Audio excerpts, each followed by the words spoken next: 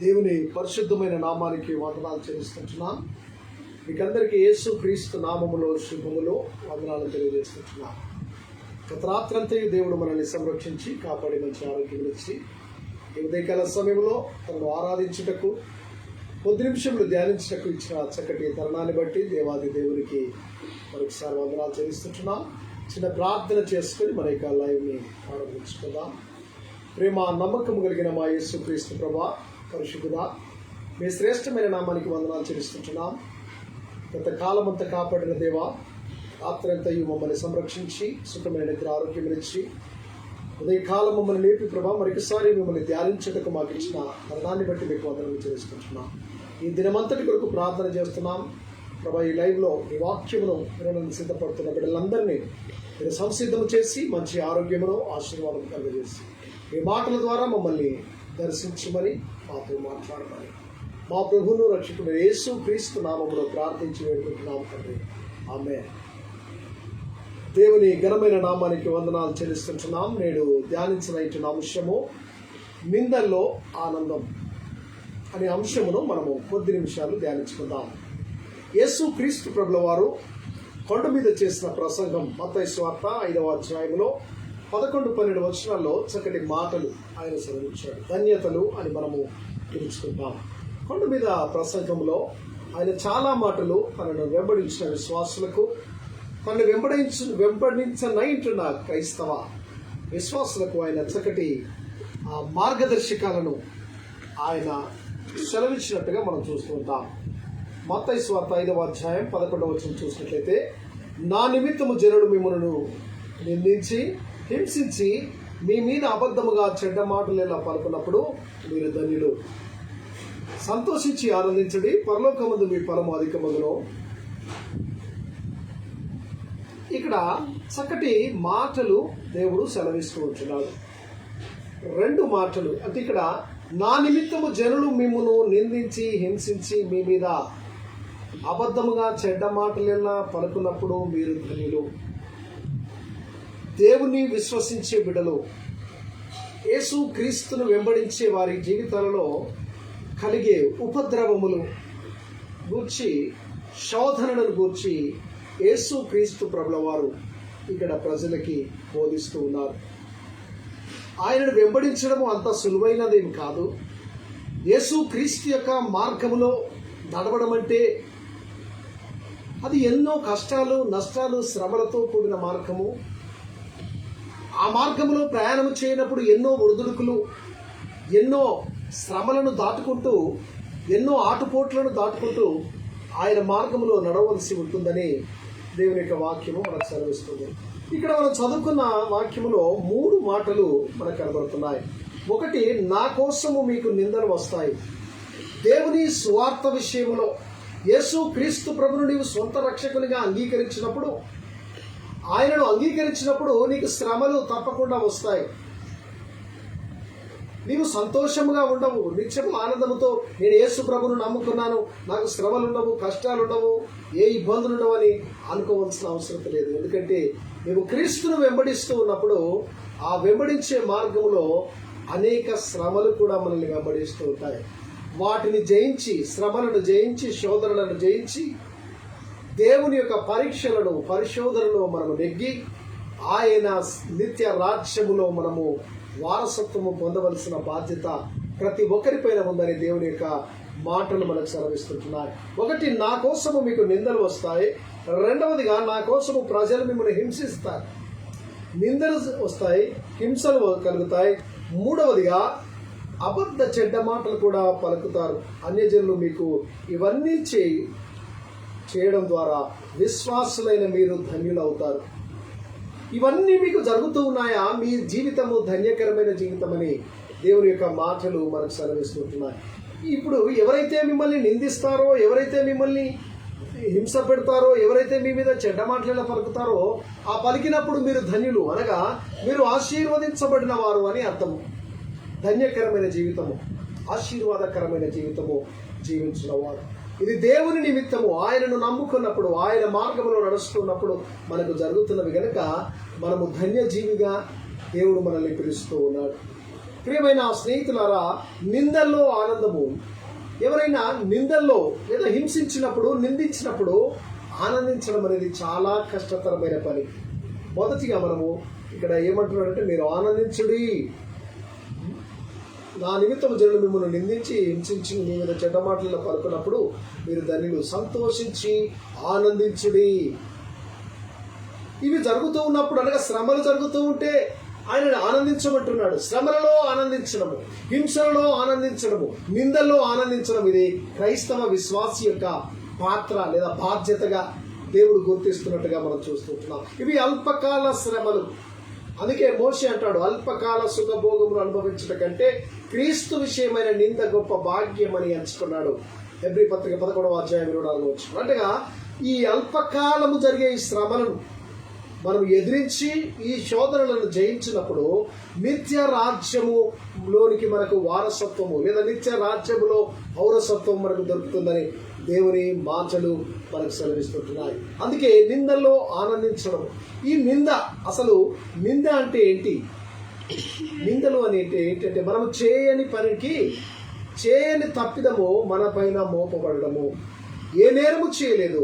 యేసు క్రీస్తు ప్రభుల వారు ఈ లోకంలో ఆయన ఏ తప్పిదము చేయలేదు, కానీ ఆయనను సిలువ వేయుడి ఈయన తప్పిదం చేశాడు, దేవదూషణ చేశాడు అని, లేదా రాజును లేదా అన్నని ఎదిరించాడని, ఈయన దేవుని కుమారుడు అని చెప్పుకున్నాడని ఆయన మీద తప్పిదము మోపినట్టుగా మనం చూస్తుంటాం. చేయని నిందలు మన పైన పడినప్పుడు ఎంతో వేదనకరంగా ఉంటుంది మన జీవితం. చేయని తప్పు, ఏ తప్పు చేయకుండా అనేకులు ఈరోజు కొంతమంది అమాయక ప్రజలు అనేక నష్టములు, శ్రమలు అనుభవిస్తూ ఉన్నారు. కొంతమంది జైల్లో మగ్గుతున్నారు. నిందల పాలై ఆ నిందలను తట్టుకోలేక ఆత్మహత్యలు చేసుకున్న ప్రజలు ఉన్నారు. అవమానమును తట్టుకోలేక అనేకులు తమ జీవితాన్ని నాశనము చేసుకుంటున్నారు. ప్రియా స్నేహితులారా, నేటి ప్రపంచంలో ఈ యొక్క హింసించడము, దూషించడము లేదా నిందించడం అనేది సర్వసాధారణమైన విషయముగా నేడు మనం చూస్తూ ఉన్నాం. అమాయక ప్రజలపైన బురద జల్లుతూ ఉన్నారు. ఏదో ఒక నింద, ఏదో ఒక నెపము వారి పైన పెట్టి వారి జీవితాలను వారిని అవమానపరుస్తున్నట్టుగా మనం చూస్తుంటున్నాం. నేడు క్రీస్తును నమ్ముకున్న ప్రతి బిడ్డల జీవితాల్లో కూడా వాక్యమును ప్రకటిస్తూ ఉంటే అనేక దైవ సేవకులను హింసించి, నిందించి వారి ప్రాణములను తీసినట్టుగా మనం చూస్తాం. గ్రాహం స్ట్రెయిన్ గారు వారి కుటుంబము తన పిల్లలతో ఆయన ఆ వెహికల్లో స్వార్థ ప్రకటిస్తూ ఉన్న సమయంలో దుండగులు వచ్చి నిప్పు పెట్టి వారిని చంపినట్టుగా మనం చూస్తూ ఉంటాం.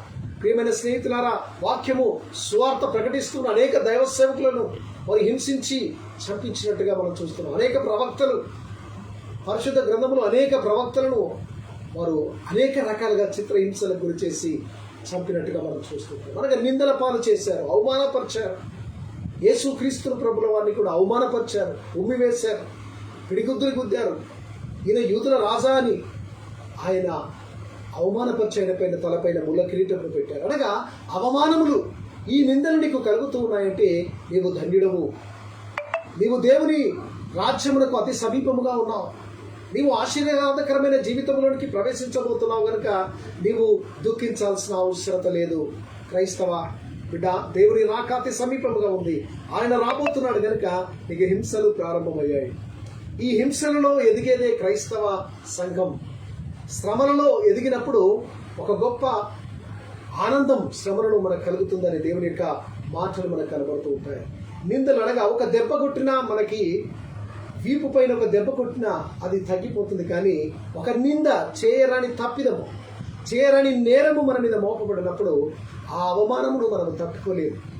అవమానమును బయటికి వెళ్ళాలన్నా లేదా మనుషులను చూడాలన్నా అవమానము తట్టుకోలేని పరిస్థితులు ఉంటాయి. ఎంతో దుఃఖం, ఎంతో వేదనకరమైన పరిస్థితులు ఎదురవుతూ ఉంటాయి. మరణము, ప్రాణము తీసుకున్నట్టుగా అనేకులు ప్రాణమును, ఆ నిందలను తట్టుకోలేక ప్రాణం తీసుకున్న వారు కూడా ఉన్నారు.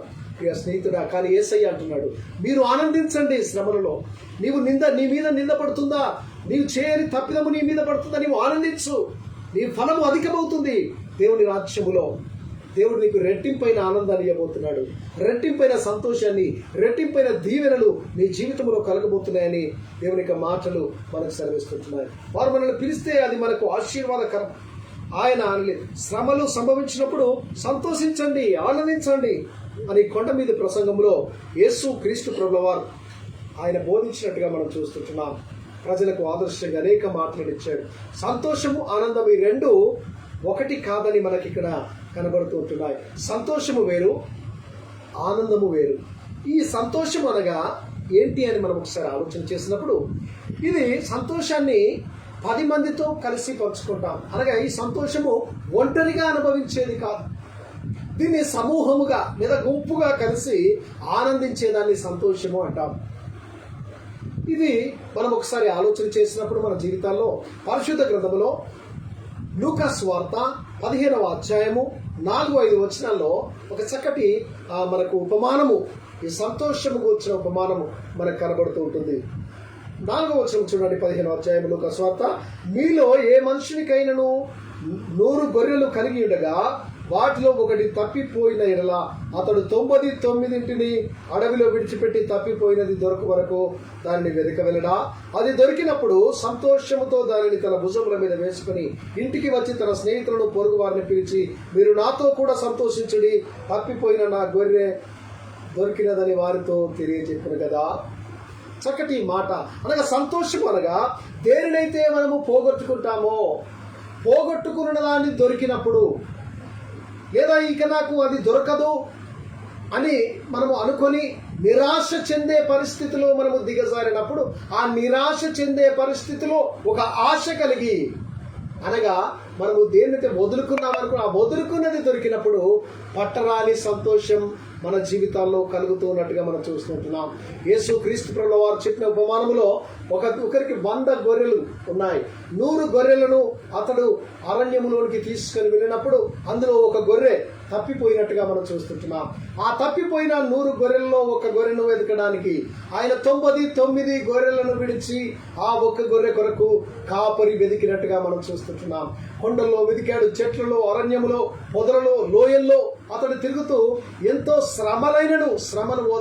శ్రమను ఓర్చుకొని ఆ తప్పిపోయిన గొర్రెను వెతకాలని ఆ యొక్క ఆతృత కలిగి ఆ కాపరి ఆ గొర్రె కొరకు ఆయన ప్రయాణం చేసి వెతికినట్టుగా మనం చూసుకుంటున్నాం. ఆయన వెతికినప్పుడు ఆయన కష్టము ఫలించినట్టుగా ఆ గొర్రె దొరికినప్పుడు అతనికి సంతోషంతో దానిని తన భుజముల మీద వేసుకొని ఎంతో ఆనందం కలిగింది. అయ్యో, ఆయన తిరిగిన ఆ అలసటంతా మర్చిపోయాడు.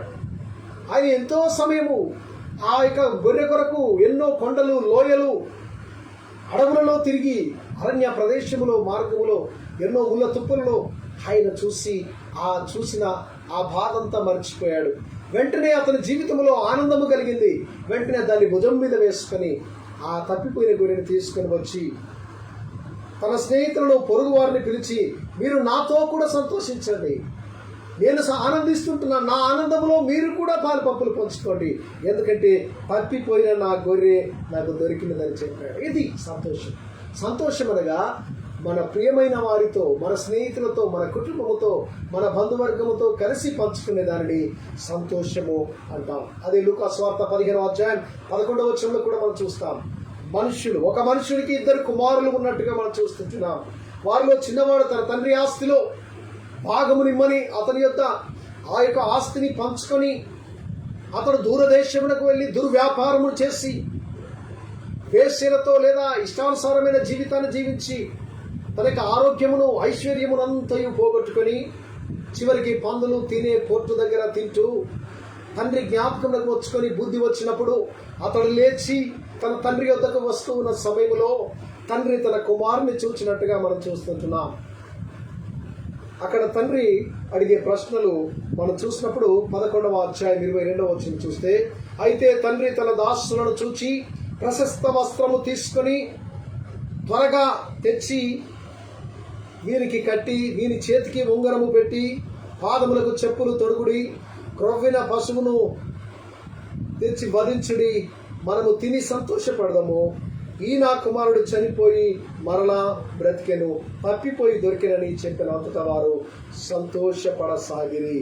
తన పరివారముతో చెప్తున్నాడు తండ్రి. కుమారుని చూశాడు, తండ్రి చూస్తూ ఉన్నాడు. అయ్యో వచ్చేవాడు నా ప్రియ కుమారుడేనా? మాసిన దుస్తులతో, కాళ్ళకి చెప్పులు లేక ఒక పనివాడిలాగా ఆ కుమారుడు ఎంతో వేదనతో అన్ని పోగొట్టుకొని వస్తూ ఉన్నవాన్ని తండ్రి కన్నులు కుమారుని వైపు చూచాయి. కుమారుని చూసి కుమారుని ఆ యొక్క పనివారితో అంటున్నాడు, త్వరగా రండి. అయితే తండ్రి తన దాసులను చూచి ప్రశస్తమైన వస్త్రములను తీసుకొని రండి, ఇతనికి స్నానము చేయించి ప్రశస్తమైన వస్త్రములు తొలగించండి, కాళ్ళకు చెప్పులు లేదా ఆయనకు పాదములకు చెప్పులు తొలగించండి, క్రొవ్విన పశువును తీసుకొని వచ్చి ఒక విందును చేయండి, మనమందరం కలిసి సంతోషిస్తాం. తప్పిపోయిన నా కుమారుడు దొరికాడు, ఇక రాడేమో అనుకున్న నా కుమారుడు వచ్చాడు, చనిపోయిన నా కుమారుడు బ్రతికాడు, ఆత్మీయ స్థితిలో చచ్చాడు, తిరిగి చచ్చిపోయిన ఆత్మీయంగా చనిపోయిన నా కుమారుడు తిరిగి బ్రతికించబడ్డాడు. దేవుడు తన జీవితంలో మార్పు తీసుకొని వచ్చాడు. ఇది ఆనందం, ఇది సంతోషం. సంతోషం అంటే 10 మందితో కలిసి లేదా కుటుంబంతో కలిసి ఆనందముతో కలిసి ఆనందంతో సంతోషంతో తన పరివారంతో కలిసి సంతోషించిన పరిస్థితి ఇక్కడ మనం చూస్తుంటున్నాం.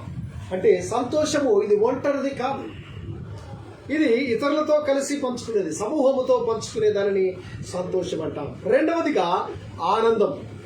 ఈ ఆనందం అనగా ఏకాంతంగా మనము అనుభవించేదే ఆనందం. ఏకాంతముగా ఇది సంతోషం. ఇది 10 మందితో లేదా సమూహముతో కాదు, కానీ మనం ఒకరమే కూర్చున్నప్పుడు తీక్షణంగా దేన్ని చూస్తూ ఆనందపడుతూ ఉంటాం. ప్రకృతిని, దేవుడు చేసిన సృష్టిని చూసి ఆ ఆహ్లాదాన్ని చూసి ఒక్కొక్కసారి మనస్సులో ఆనందం ఉప్పొంగిపోతూ ఉంటుంది. ఆహా, ఎంత బాగుంది, ప్రకృతి ఎంత అందంగా ఉంది, దైవ సృష్టి ఎంత బ్యూటిఫుల్గా మనకు కనబడుతుంది అని అప్పుడప్పుడు మనం చూసి ఆనందపడుతూ ఉంటాం. పక్షులను చూసి ఆనందిస్తాం, మొక్కలను చూసి ఆనందిస్తాం, జంతువులను చూసి అనగా వ్యక్తిగతంగా అంతరంగములో కలిగే ఆనందం ఇది. ఆనందము ఇది ఆంతర్యములో జరిగే మార్పునకు సూచన. మనకు కనబడుతున్నట్టుగా మనం చూస్తుంటున్నాం. ఏదో తెలియని ఆహ్లాదం. ఒక్కొక్కసారి మనలో మనమే ఆనందించుకుంటాం, మనలో మనమే నవ్వుకుంటాం, మనలో మనమే సంతోషించుకుంటాం, లేదా మాట్లాడుకునే పరిస్థితులు ఉంటాయి. దానినే మనం ఆనందం అంటాం. ఆనందం విశ్వాసి అంతరంగమునకు సంబంధించినదిగా. మనకు శ్రమ కలిగినప్పుడు మనము సంతోషించాలి మరియు ఆనందించాలి. సంతోషించి ఆనందించుడి అని ఇక్కడ మనం చదువుకున్న వాక్య భాగములో మనం చూస్తున్నాం. మత్తయి సువార్త 5వ అధ్యాయం, ధన్యతలో మీరు సంతోషించి ఆనందించండి, అప్పుడు మీ ఫలము అధికమగును. ప్రియ స్నేహితుడా, అలా చేస్తే మనం ఏం జరుగుతుందంటే పరలోకమందు మీ ఫలము అధికమవుతుంటుంది. దేవుడు మనల్ని అత్యధికంగా ఆశీర్వదించబోతున్నాడు. రెట్టింపైన దీవెనలు, నీ ఉన్న స్థితి కంటే అత్యధికమైన దీవెన. యోబును దేవుడు సాతానుడు శోధించిన తర్వాత యోబు యొక్క జీవితంలో రెట్టింపైన ఆశీర్వాదం ఉంది. రెట్టింపైన దీవెనలు అతనికి కలిగాయి. తాను పోగొట్టుకున్న దానికంటే రెట్టింపైన ఆశీర్వాదములు దేవుడు యోబు యొక్క జీవితంలో అనుగ్రహించినట్టుగా మనం చూస్తుంటున్నాం. శోధనలను జయించి, శోధనలు ఎదిరించి, శ్రమలను, నిందలు, యోబు పైన అనేక నిందలు, ఇవి దేవుని దూషించవయ్యా. తన స్నేహితులు అన్నారు, తన భార్య అంది.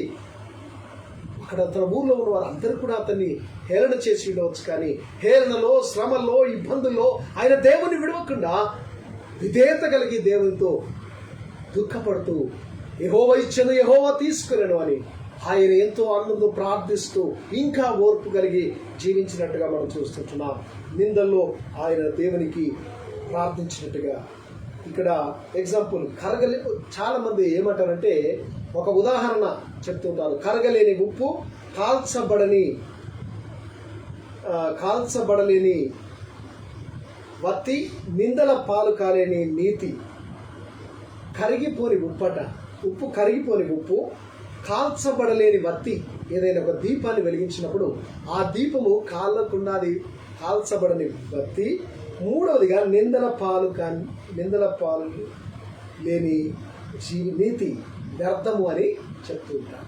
ఇవి మన జీవితాల్లో ఒక ఉదాహరణగా చెప్తూ ఉంటారు. రెండవదిగా చూస్తే శ్రమలలో ఆనందం. శ్రమ పడుతున్నావా, నీవు ఆనందించు. శ్రమ కలుగుతుందా, నీవు ఆశీర్వాదకరానికి లేదా పరలోక రాజ్యానికి నీ వారసుడు అవుతున్నావని ఆనందించాలి. లేదా అయ్యో నాకు ఎందుకు శ్రమ వచ్చిందని నీవు దేవుని దూషించడము లేదా దేవుని విడిచిపెట్టి లోకం వైపు తిరగడం కాదు, కానీ దేవుని వైపు చూస్తూ ఆనందంతో జీవించాలని దేవుడు కోరుతున్నాడు. రోమా పత్రిక 5వ అధ్యాయం 3-4 వచనాలు అంటాడు, అంతేకాదు శ్రమ ఓర్పు పరీక్ష నిరీక్షణను కలగజేయనని ఎరిగి శ్రమలందును అతిశయపడతాం. ప్రియ స్నేహితుడా, నీవు దేని యందు అతిశయపడుతున్నావు, దేని యందు ఆనందిస్తున్నావు? శ్రమలందు ఆనందించడం నేర్చుకోవాలి.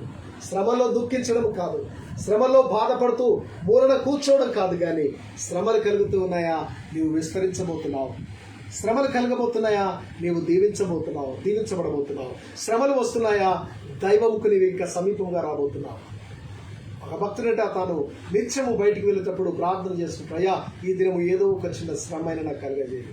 ఒకవేళ శ్రమ నువ్వు నాకు కలగజేయకపోతే నేను నిన్ను ప్రార్థన చేయను, నేను నిన్ను మర్చిపోతాను, నా సొంత పనులలో నేను బిజీ అయిపోతాను. కానీ ఏదైనా చిన్న శ్రమ, ఏదైనా చిన్న కష్టం వస్తే, కష్టము రాగానే మనం వెంటనే దేవుడు గుర్తుకొస్తూ ఉంటాడు. కనుక ఆ భక్తుడు అంటాడు, నాకు శ్రమ కలగగానే నేను దేవుని యొక్క ఆజ్ఞలను నేను మరవకపోతున్నాను, దేవుని వైపు చూస్తాను. కనుక ప్రభా నాకు ఈ దినం చిన్న శ్రమను ఇవ్వండి అని ప్రార్థన చేసుకుంటాడు. ఆ ప్రియ స్నేహితుడా, శ్రమలలో నీ ఓర్పు పరీక్ష నిరీక్షణను కలగజేయనని ఎరిగి శ్రమల యందు ఆనందించుదాం. హెబ్రీ పత్రిక 5వ అధ్యాయం 35-39 వచనాల్లో చక్కటి మాట ఉంటుంది. మీ ధైర్యమును విడిచిపెట్టకుడి, దానికి ప్రతిఫలముగా గొప్ప బహుమానము కలుగును. ధైర్యంగా ఉండండి. హింసలు కలుగుతున్నాయా? మిమ్మల్ని ఈ నేటి ప్రపంచంలో సువార్త ప్రకటిస్తూ ఉండగా సువార్తకు అడ్డంకులుగా అనేకుల మంది తయారవుతూ ఉన్నారు, సువార్త వ్యతిరేకులు తయారవుతున్నారు. దేవుని సువార్త ప్రకటించకూడదని స్వతంత్ర భారతదేశంలో స్వాతంత్ర్యాన్ని కలిగి ఉన్నాం. అన్ని మతములు, మత స్వేచ్ఛ, మత హక్కు, వాక్ స్వాతంత్ర్యాన్ని కలిగిన మనము ఆ స్వాతంత్ర్యము ఈరోజు నియంత్రించబడుతూ ఉంది. ఎందుకంటే సువార్త ప్రకటించొద్దు అని అనేక ఆంక్షలు, అనేక ఇబ్బందులు పెడుతూ ఉన్నారు. బైబిల్ని కాల్చివేస్తూ ఉన్నారు, సువార్తకు అడ్డుబండలుగా తయారైపోతున్నారు. ప్రియా స్నేహితుడా, నీవు భయపడవలసిన అవసరం లేదు.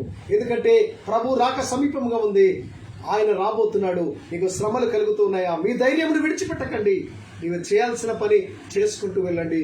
ప్రభు నీతో ఉన్నాడు. ఆయన నీ ప్రతిఫలముగా గొప్ప బహుమానము నీకు ఇవ్వబోతున్నాడు. ఆ బహుమానము ఈ లోక సంబంధమైనది కాదు, పరలోక సంబంధమైన దీవెన, భూ సంబంధమైన ఆశీర్వాదములు దేవుడు ఇవ్వబోతున్నాడు. 35-36 వచనం అంటాడు, మీరు దేవుని చిత్తమును నెరవేర్చిన వారై వాగ్దానము పొందిన నిమిత్తము మీకు ఓరిమి అవసరమైనది. ఇక కాలము బహు కొంచెముగా ఉన్నది. వచ్చుచున్నవాడు ఆలస్యము చేయకవచ్చును. నా ఎదుట నీతిమంతుడైన వాడు విశ్వాస మూలముగా జీవించును గాని అతడు వెనుక తీసిన యెడల అతని యందు నా ఆత్మను సంతోషపడదు. దేవుని ప్రియమైన దేవుని బిడ్డలారా, రాబోతున్నవాడు త్వరగా రావడానికి సిద్ధంగా ఉన్నాడు. ఆలస్యం చేయక రావడానికి యేసు క్రీస్తు ప్రభు మధ్యాకాశంలోనికి రాబోతున్నాడు. ఆయన వస్తున్నప్పుడు నువ్వు నీతి న్యాయములు నీ జీవితంలో జరిగిస్తూ ఉన్నావా? ఆయనతో కలిసి హింసలైనను, నిందలు, ఉపద్రవములలో, కష్టాలలో ప్రభు సువార్తను ప్రకటించుటకు నిన్ను నీవు సిద్ధపరచుకుంటున్నావా? నీవు క్రైస్తవుడైనందుకు అనేక శ్రమలు నీకు వస్తూ ఉంటాయి. ఆ శ్రమలలో నీవు ఆనందపడుతూ ఉన్నావా? లేదా ఆ శ్రమలను చూసి జడిసి దేవుడు ఎవరో నాకు తెలియదు, ఈయన ఎవరో, యేసు ఎవరో నాకు తెలియదు అంటున్నావు? పేతురు అన్నాడు, శ్రమ కలగగానే ఒకవేళ అతన్ని బంధించి అతన్ని హింసిస్తారేమో అని, ఈయన ఎవరో నాకు తెలియదు అన్నాడు. కోడి కుయ్యక ముందు ముమ్మారు అబద్ధమాడిన పేతురు మనకు కనబడుతూ ఉన్నాడు. ప్రియమైన స్నేహితులారా, నీ జీవితంలో క్రీస్తును ఎరగనని చెప్పే పరిస్థితులు ఎదురవుతూ ఉన్నాయేమో. జాగ్రత్త, అలాంటి స్థితిలోనికి రాకూడదు. నీవు నీతిమంతుడవై ఉండి విశ్వాస మూలంగా జీవించుము. ఒకవేళ నువ్వు వెనక తీస్తావేమో అని అతను భయపడుతూ ఉన్నామంటాడు. అయితే మనము నశించుటకు వెనక తీ వారము కాము గాని ఆత్మను రక్షించుకొనుటకు విశ్వాసము కలిగిన వారమైనా. మన ఆత్మను రక్షించుకోవాలి, మన ప్రాణమును రక్షించుకోవాలి. ఇది దేవుడు పెట్టిన దీపము, ఈ దీపము వెలుగుతూ ఉండాలి. కనుక జాగ్రత్తగా మనకివ్వబడిన రక్షణను మనము కొనసాగించి బిడ్డలుగా ఉండాలని దేవుడు కోరుతూ ఉన్నాడు. శ్రమ అంటే కష్టము. ఎవరైనా మిమ్మల్ని గాయపరిస్తే, నిర్హేతుకంగా మిమ్మల్ని నిందిస్తే, అది ప్రభు కొరకు కష్టాలను బట్టి నాకు ఇది కలిగిందని ఆనందించండి, సంతోషించండి. పరిశుద్ధాత్మ పూర్ణులు మాత్రమే శ్రమలలో ఆనందిస్తూ ఉంటారు. అపొస్తలుల కార్యములు 7వ అధ్యాయం 55వ వచనంలో స్టెఫెను మనకు కనబడుతూ ఉంటున్నాడు. అతడు దేవుని యొక్క స్వార్థను ప్రకటిస్తూ ఉన్నప్పుడు ప్రజలు అత్యాగ్రహము పొంది ఇతను చంపాలని రాళ్లతో కొట్టి అతను చంపినట్టుగా లేదా అతను సంహరించినట్టుగా మనం చూస్తూ ఉంటాం. అప్పుడు ఆకాశం వైపు తేరి చూచి దేవుని మహిమను యేసు దేవుని కుడిపార్శ్వమందు నిలిచి ఉండట చూచాడు. ఆయన ఆత్మతో నింపబడినాడు. ఆయన ఇక్కడ అంటున్నాడు, స్టెఫెను శ్రమ పడినాడు.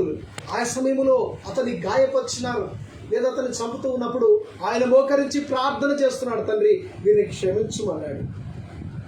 ఆయనను హింసించి వారిని, ఆయన ప్రాణమును తీయజూచి వారి కొరకు స్టెఫెను ప్రార్థించినట్టుగా మనం చూస్తున్నాం. శ్రమలలో ఆనందించాడు, ఆకాశం వైపు చూశాడు, పరిశుద్ధాత్మతో నిండుకున్నవాడై ఆకాశం వైపు చూసినప్పుడు దేవుని మహిమను ఆయన చూశాడు. యేసు దేవుని కుడి పార్శ్వమందు కూర్చున్నట్టు చూశాడు.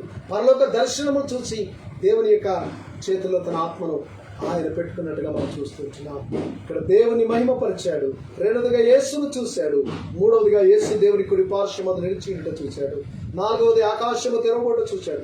5 శత్రువులను క్షమించమని ప్రార్థించాడు. ఇది క్రైస్తవ విశ్వాసం. శత్రువు కొరకు ప్రార్థించండి.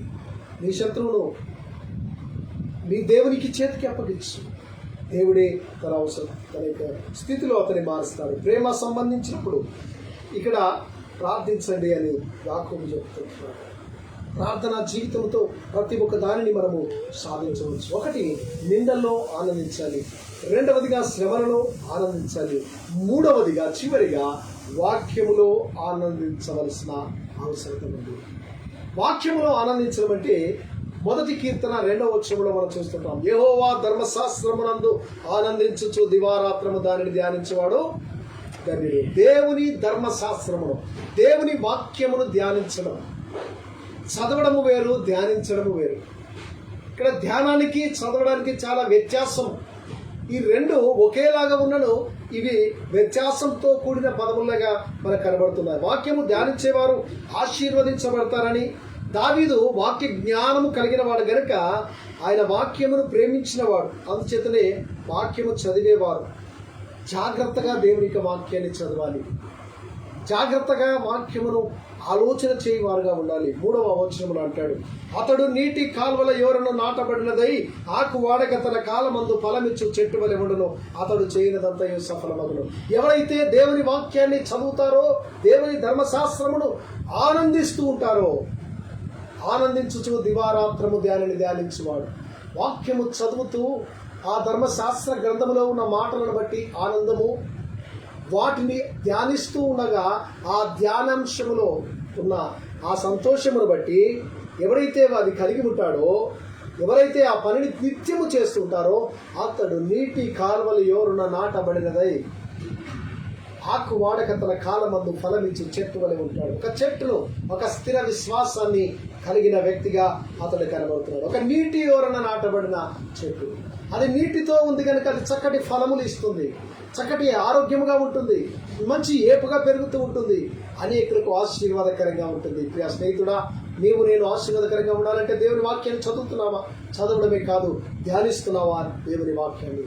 దివారాత్రము దాన్ని ధ్యానించేవాడు ధన్యుడు అని దేవుని మాటలు మనకు సెలవిస్తుంటారు. వాక్యము లేని వారు గాలికి కొట్టుకొని పోయే పొట్టు లాంటి జీవితాన్ని కలిగి ఉన్నారు. వాక్యము కలిగి ఉంటే స్థిరత్వం ఉంటుంది వాక్యములో. ఇక్కడ మనం చూసినప్పుడు ధ్యానం అంటే మెడిటేషన్. ఇక్కడ అంటే ఒక వాక్యము తీసుకొని లేదా కొంత సమయాన్ని దాని మీద కేంద్రీకరించి మనసు పెట్టి విషయాన్ని పరిశోధించడము ఈ మెడిటేషన్ అంటాం. ధ్యాన మందిరాలు.